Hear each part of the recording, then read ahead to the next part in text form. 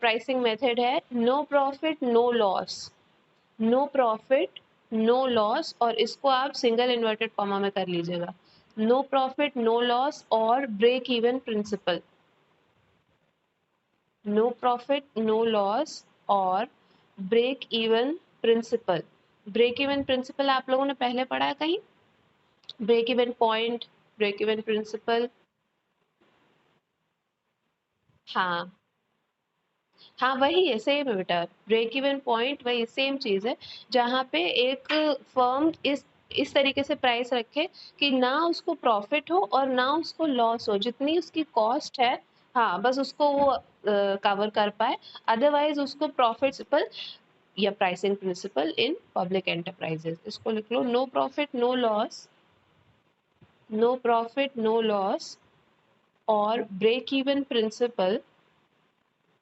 no profit, no loss or break even principle of pricing of products, of pricing of products or services,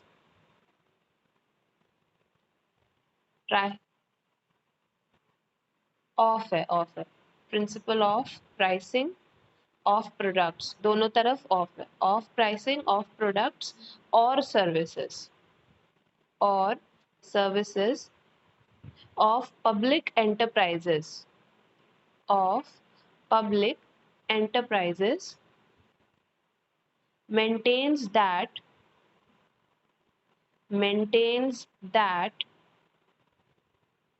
the price should be fixed in such a way, the price should be fixed in such a way, price should be fixed in such a way, इस तरीके से price को fix करना चाहिए कि ना ही कोई profit हो और ना ही कोई लॉस हो पब्लिक एंटरप्राइज को, that there will be neither any profit, that there will be neither any profit nor any loss, neither any profit nor any loss to the organization,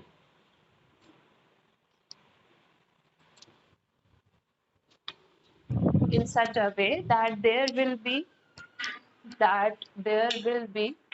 neither any profit nor any loss, neither any profit nor any loss to the organization. In simple terms, paragraph change करके, in simple terms, price should just cover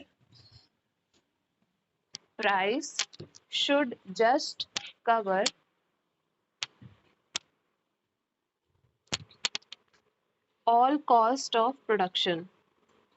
Price should just cover all cost of production.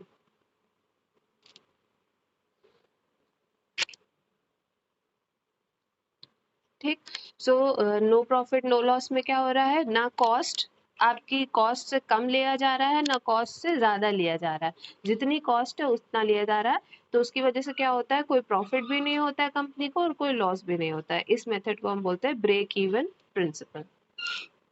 ठीक है। हम्म हम्म हाँ exactly बिल्कुल सही।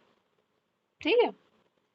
ये हो गया। Fourth लिखिए profit making principle, profit making principle, profit making principle of pricing,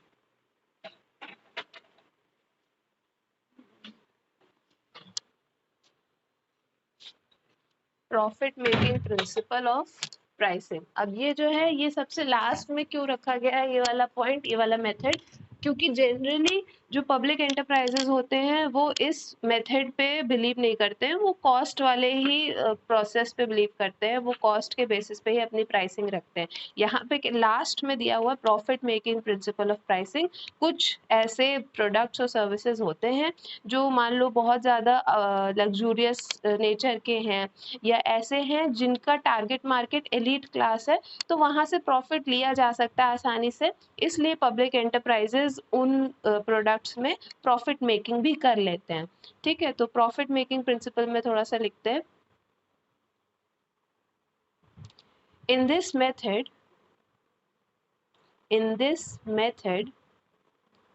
the price is fixed in such a way the price is fixed in such a way price is fixed in such a way that some surplus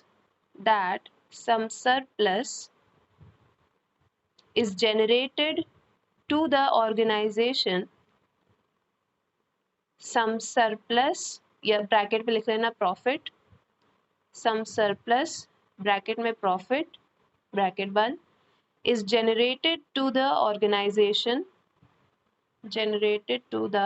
organization after absorbing या after covering all the cost elements, after covering all the cost elements organization after covering all the cost elements, ये क्या हो रहा है भाई?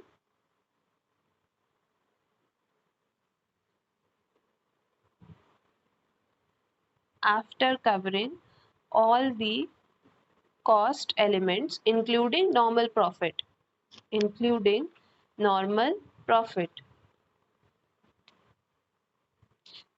covering all the cost elements including normal profit.